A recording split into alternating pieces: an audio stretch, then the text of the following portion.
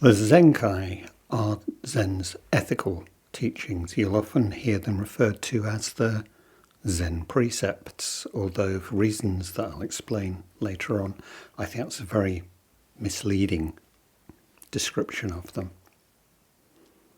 I teach within the Ordinary Mind Zen School tradition founded by Charlotte Jōko Beck, and as further developed and interpreted by my own teacher, Barry Magid.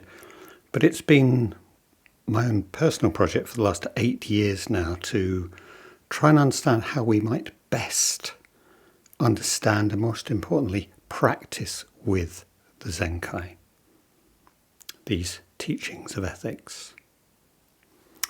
So, this is a short piece I've written as an introduction to working with them. There will be other pieces to follow on each of the individual 10 Zenkai that we work with. Here goes. Zenkai. The Zenkai are Zen's practice of ethics. I'll say practice rather than teachings because the Zenkai are fundamentally about doing rather than understanding, although understanding clearly is one important aspect of our practicing with them. We might think that ethics is a matter of taking individual decisions about what's good or bad, right or wrong. Or we might think in terms of a set of abstract rules, something like a moral code. But practiced deeply, the Zenkai are not like this at all, but rather beginning from our direct moment-by-moment experiencing of life as it is. They help us shape the course of our lives in response to the Dharma as we experience it in and as each other. We live and act in this world as selves, as centres of feeling, awareness and intention. The Dharma, and if we will allow it to, our own experience, teaches us that as selves we are nothing more than momentary points of intersection of infinitely complex interactions that are without definitive beginning or end. My awareness and intentions, my thoughts, feelings, desires and emotions, my experiencing itself are nothing but this process, as too is my experience of myself as myself. I am by no means a separate and entirely autonomous and self-sufficient individual whose every act is intentional and the result of conscious choices. But neither am I an automaton blind to anonymous mechanical forces that direct me. This neither nor is what it is to be a self in a world that's empty in the Buddhist sense, a world in which I am not separate with myself, with other people, and with the world itself. The Zenkai are a set of practices that invite us to live out this paradox of experiencing and understanding. Live it out directly as our life as it is, in the intimate realities of the everyday. In a deep sense, there's no aspect of our practice that isn't part of the Zenkai. They are rather specific ways of focusing our awareness and the responses this awareness calls forth in us.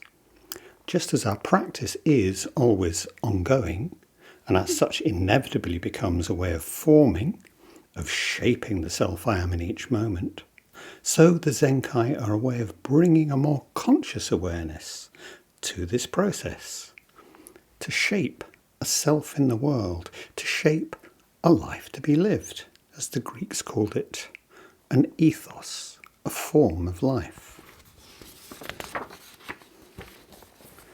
So this is a list of the 10 Zenkai in their ordinary mind phrasings. Bearing witness, I aspire.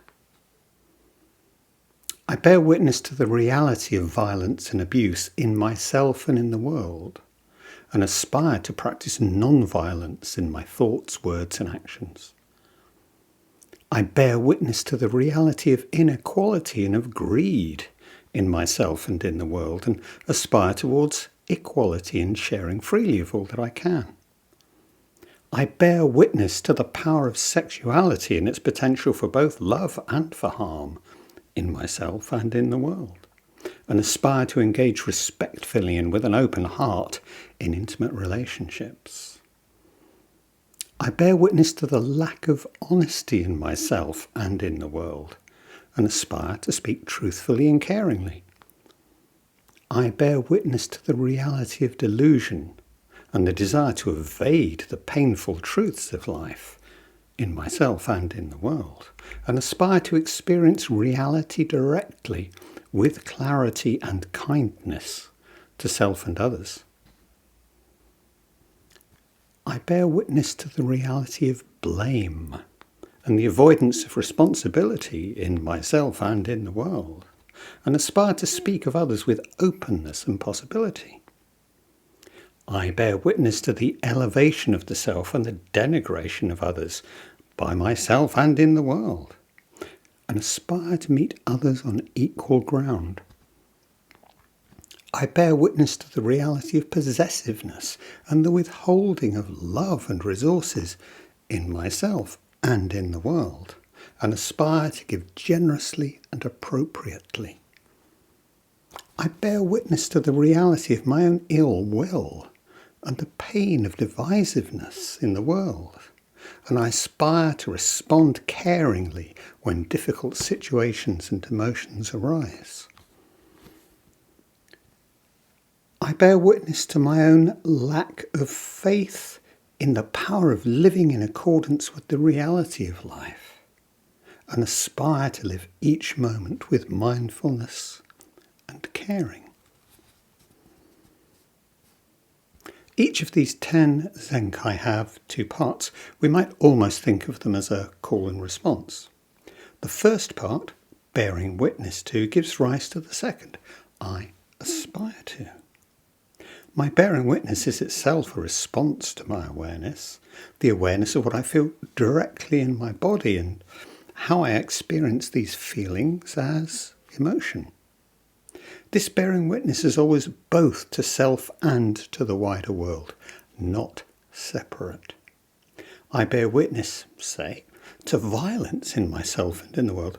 Self and world are witnessed together, posing at once the obvious question: how is the violence I become aware of in myself related to violence in the world? We know that as selves, as subjects, we may be held responsible by others for what we do, and we also know that we wish to act responsibly. These are not at all the same thing. How do I come to experience and understand this relationship of self and world? Self and world together.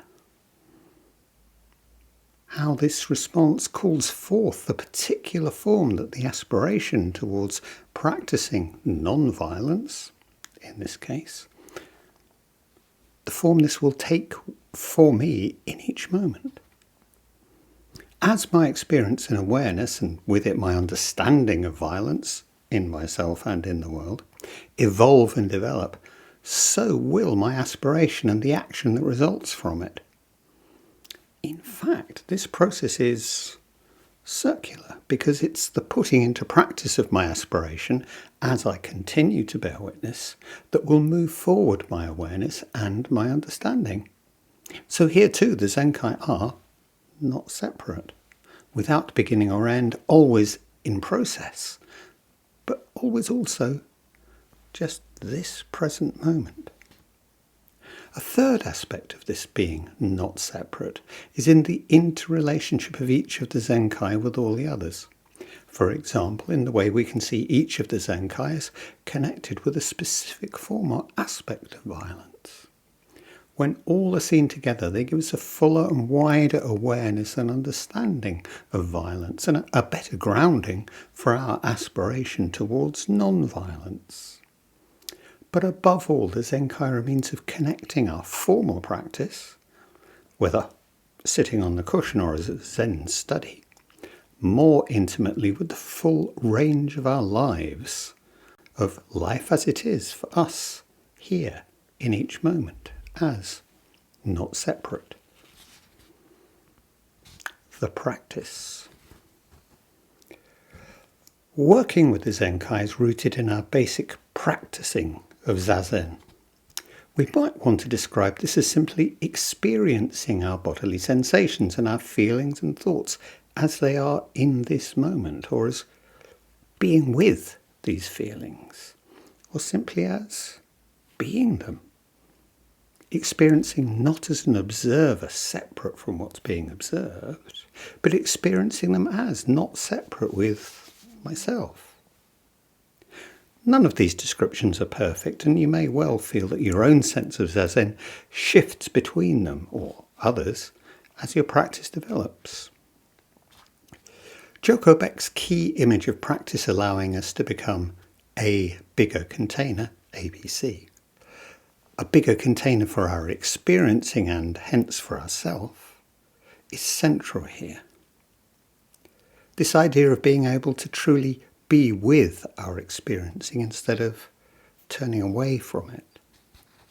Jōko's endlessly repeated rhetorical question of why don't we do the practice in this way is to remind us of the uncomfortable truth that we don't do it because we don't want to. And we don't want to because it hurts. Whether felt as a gut punch to the stomach or just a vague sense of dis-ease or even boredom, we don't want to sit with our experiencing when it's painful. Sooner or later, zazen always brings us to actually experiencing, as far as we're willing or even able to, the fullness of our deepest suffering, our dukkha, to use the original Sanskrit term. Which brings us to affect, the scientific term for what we usually tend to just call feelings. To be clear, affect in this sense isn't us simply being affected by things or the effect they have on us. Our affect, as I'm using it here, includes all our bodily sensations, our feelings, and the accompanying positive or negative emotions. As such, our affect governs both what catches and holds our attention and what we ignore or actively avoid.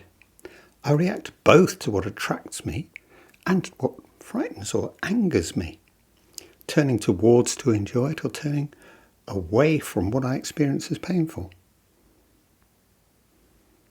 Or rather, precisely because it too attracts and holds me, I may initially turn towards what makes me fearful or angry, but then turn away from actually experiencing that anger or that fear, instead pushing it away and acting out as distracting myself or as angry speech or actions. Other potentially painful things that experience has told me, well, don't pose any immediate threat, I turn away from by actively ignoring them. It just feels safer not to go there. Regardless, all this affect still affects me. In everything from the tension I hold in my body posture, intrusive or recurring thoughts, how I read what other people say and how I react to it, and hence how I contribute to the care of or the suffering of both myself and those other people and the world more generally. We'll examine all this and more as we work through the Zenkai. So the first aspect of our bearing witness is simply to this affect itself, to feel, to really experience honestly and to whatever degree I'm able to in each moment, these bodily experiences. It's the ebb and flow of our affect that makes a nonsense of the idea that we are purely or even primarily rational, self-responsible, separate selves. We might think of these reactions as instinctual, and their basic pattern is perhaps something that we share with at least all mammals. But of course, what it is that gives us pleasure or causes us fear is shaped by many factors, our personal history and the social norms within which I live, as well as the active soliciting of my attention and my affect by social media, whether directly as advertising or not. But at this first level, we are simply experiencing our experiencing, feeling our feelings, becoming better aware of our affect. Telling stories. Our affect exists in a circular relation with the stories we tell and the way we tell them, how we construct the narrative arcs of our life and how these are scripted for us, not just in what purposes they serve for us, what effects their telling has on the world, but how and why these stories come to us in the first place. We tell stories to ourselves. Well, we tell them to make us feel good or bad, and to feel good or bad about our actions, what we do. We tell stories to other people to make them feel good or bad in order to make them feel good or bad about what they do, and so to encourage them or change their behaviour. These are all aspects of scripting in this sense, and the same in principle whether it's a politician looking for my vote or me trying to persuade my partner where we should go on holiday or what we should have for dinner. Very often this isn't at all a matter of logic, of trying to establish some truth or a coherent point of view. It's simply creating a vibe. We're inviting or invited by others to share this feeling, that this is a good way to feel.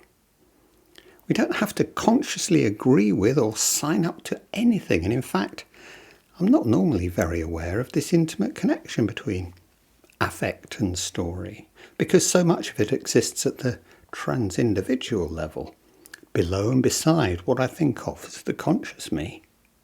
This too is another of the ways in which we are all not separate. Our stories are always accompanied by affect.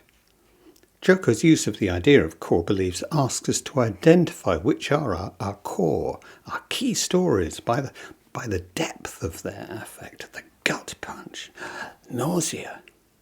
The theory of core beliefs, well, it's asocially individualizes and limits our awareness of the range and nature of the web of interconnected stories about self and world that, if they're left unquestioned, they tend towards actually running our behaviour.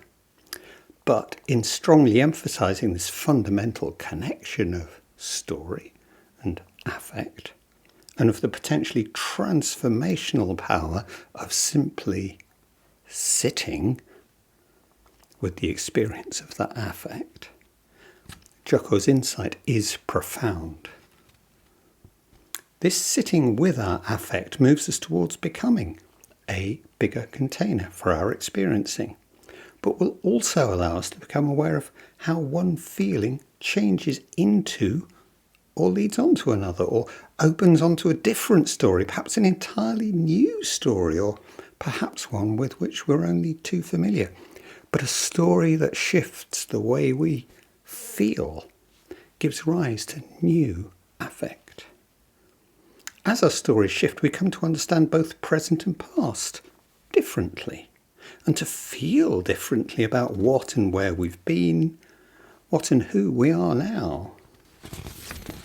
With this shift in feeling comes the possibility, the inevitability of a shift in how we act in the world, in ways that may be trivial or profound. This is where our bearing witness connects with our aspiration to live differently and with greater awareness. Our aspiration is itself a story accompanied by its own, hopefully positive, affect, and scripted towards allowing us better to question those other stories that, by the affect they call up in us, give rise to violence, to inequality, to anger, and the rest. This is a slow and endless process, sometimes with flashes of insight, sometimes agony or despair, sometimes boredom or blankness. The Zenkai offer a dynamic structure to support and frame this process of care of the self, of becoming a self in relation to an ethos, a form of life. Important to stress again that where this process will lead us is not specifiable in advance, and in this sense not knowable or describable, but open to the world and to the unfolding of this particular, unique life as it is. Vow. It might seem regrettable that, just like our initial attraction towards Zen, our aspiration to practice the Zenkai is part of our curative fantasy to what we think practice will fix in us. So does this mean that our aspiration is compromised, impure, for the wrong reason? Well, in a sense, obviously, yes, like the rest of our fantasy. But we need to learn and accept the lesson this offers us because violence, greed and anger and the rest are part of the world. They're a part of you and me, not separate. Our practice is not to try to eliminate them, we never will, but to practice with them as we practice with our curative fantasy and all the other aspects of our vulnerabilities being the embodied and mortal beings that we actually are. Experienced in and as my body, we offer violence, greed, anger, and the rest a seat at the table, not separate. Our aspirations towards non-violence and generosity hence become, to use Thich Nhat Hanh's image, like the pole star, an orientation and inclination that guides us, not a goal we're attempting to reach. This is the sense in which we have to understand the Zenkai as vows. We're familiar with the 4 great vows that we regularly chant together. All Zen communities do. We vow to free all beings, to embody the Buddha way. These are clearly not tasks to be ticked off on a checklist. Here in the West, we tend to imagine a vow as something between a formal promise that must be honoured and a legal contract, something that could be judged as being kept or broken and that there will be consequences. Our Zenkai vows are not about judging ourselves or anyone, not an obligation to ourselves or to anyone else, but vows of aspiration that are in themselves our continuing practice. So to see the Zenkai as a set of vows is to see them as ongoing, indeed lifelong aspirations we maintain that shape our actions, and so shape our life into a form of life. When we chant the 4 great vows, we say, we vow, because we each offer our vow together with each other. In this sense, this is what Sangha actually is. The Zenkai are a lifetime practice, and we can practice them both on our own, independent of any particular Sangha, or directly sharing the experience with others. We can practice them both formally and informally. And whether or not we frame them as vows, in the sense I'm discussing here, in the years, in the decades of our practice, they simply become a part of us.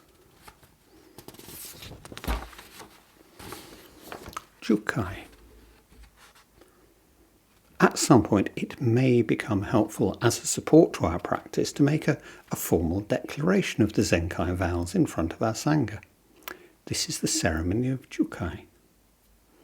This is first and foremost a shared recognition of the sincerity of our own ongoing aspiration, and not that we have completed, mastered, or in any way attained the Zenkai, or, as discussed above, taken on any kind of binding obligation that should make us feel guilty or fearful about breaking it.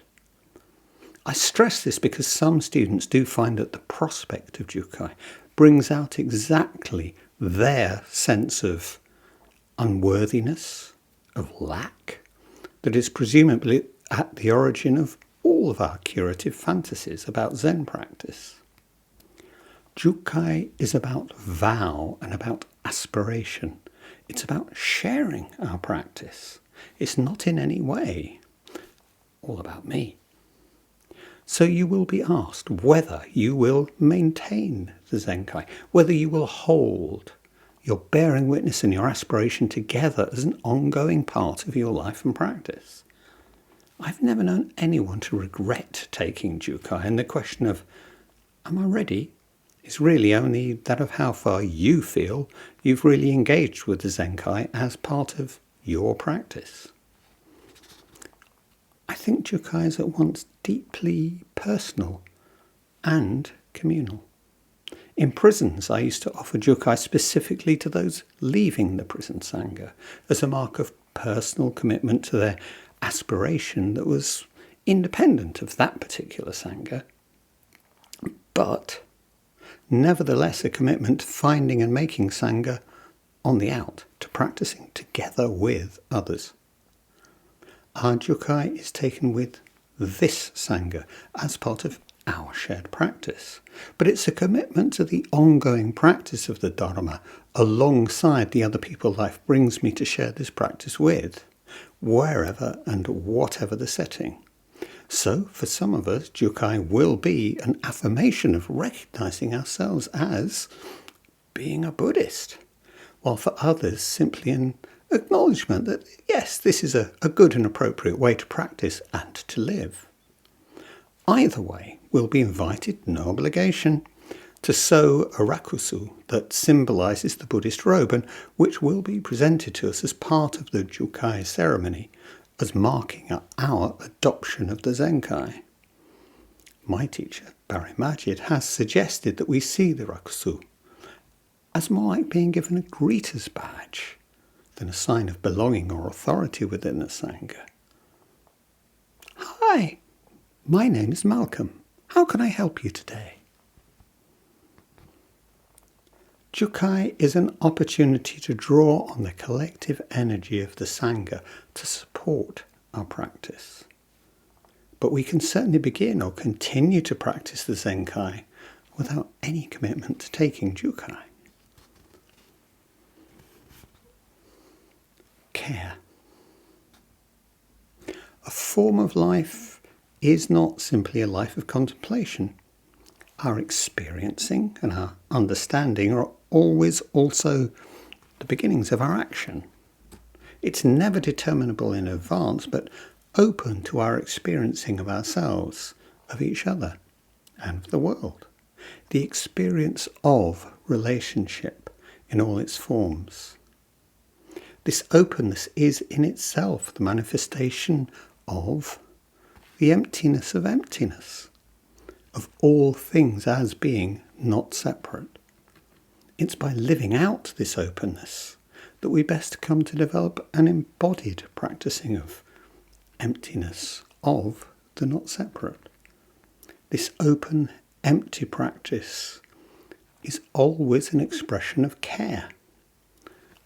Care, a term we'll explore in all its different senses as we work with the different Zenkai, but always as care of self, care of others, care of the world as not separate. In living our life as it is, the Zenkai are there as our companions and our guides. How might we make best use of them?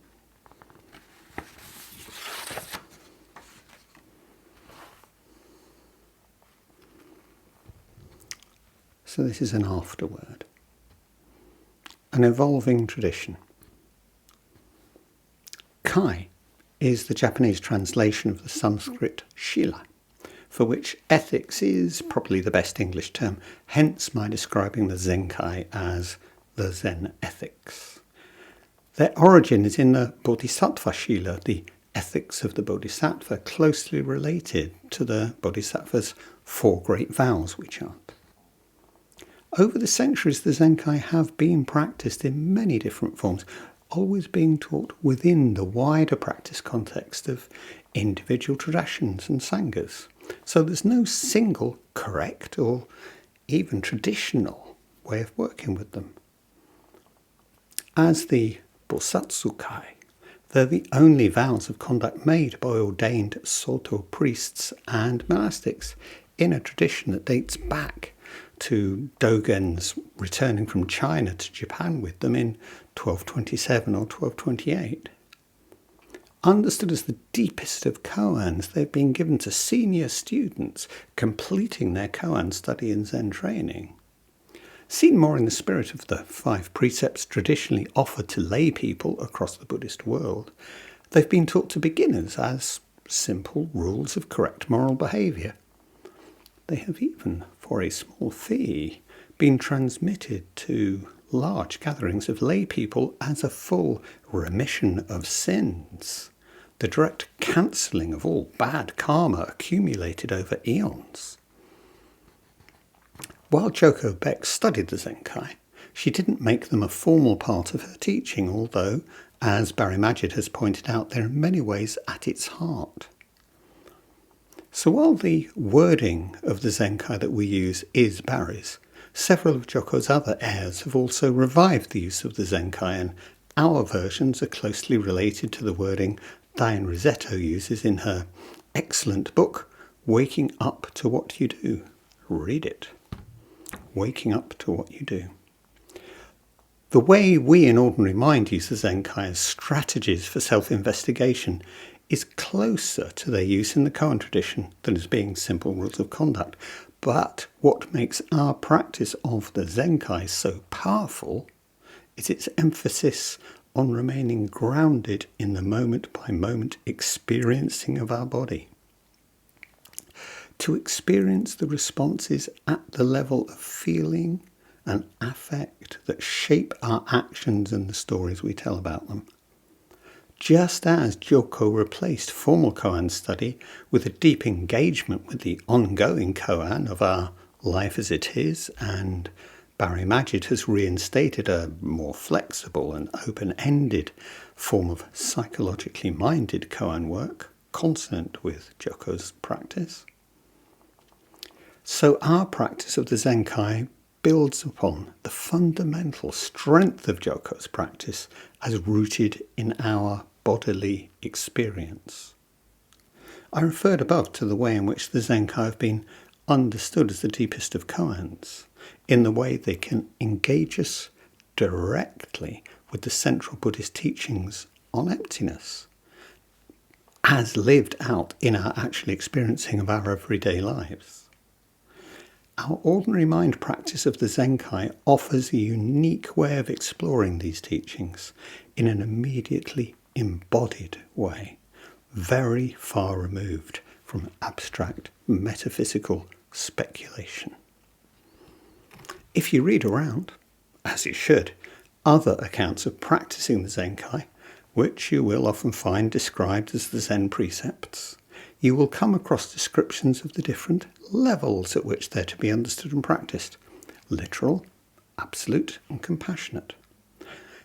If you see the Zenkai as fundamentally a list of do's and don'ts, which the unhelpful English term precepts definitely implies, then the practical impossibility of being able to keep them literally becomes a potentially shame-inducing self-contradiction, or at least a koan-like paradox, the more so as the normal monastic precepts of Buddhism, which do number a couple of hundred, are exactly meant to be kept in that way. Do it, don't do it.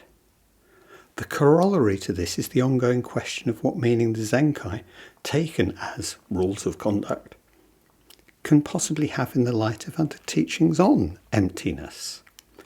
If we see the level of the absolute as meaning that by definition there can be no killing, no stealing, and so on at this level, then how does this affect our practice of the Zenkai? We'll return to this question later. Faced with these internal problems, the response was to invent a third level, compassionate, whereby what are seen as the literal rules are allowed to be modified by the actual situation in question, the bigger picture that real life inevitably involves. I've always felt this makes the compassionate level look rather weak, half-hearted, a fudge. oh, just do what seems best, don't take the rules too seriously. Of course, that's not the intention at all, and really the compassionate level is where most of the real work of practicing with the Zenkai's precepts does or doesn't get done. In fact, it comes very close to seeing the Zenkai as about developing an evolving, situated, ethical response to the world. What we've already described as an ethos, a form of life. In fact, if we understand and more importantly practice the Zenkai in this way, as we've already outlined it, then the whole tripartite structure just collapses in on itself. Literal, absolute, compassionate. The literal level, simply our doomed attempt to abstract a permanent formal code from the ongoing chaos of lived experience. While the absolute, depending on how we interpret it, is either the curative fantasy that we can transcend the real world of ethics, or, more helpfully, the realization, already central to practicing the Zenkai as a form of life, that we are always already a part of the violence, the suffering of the world. No escape. And in fact, the traditionalist account, even of the formation of the monastic precepts themselves, points in a similar direction, not as being some fully formed code handed down and endorsed by the Buddha a la 10 Commandments, but the post-mortem aggregation, pulling together by his followers of his particular situational judgments about what conduct was or wasn't appropriate in this situation. Whether practiced as the Zenkai or not, there's really only ever the ongoing practice of compassion, or, as I have argued and will argue, it's more helpful to see it, of care.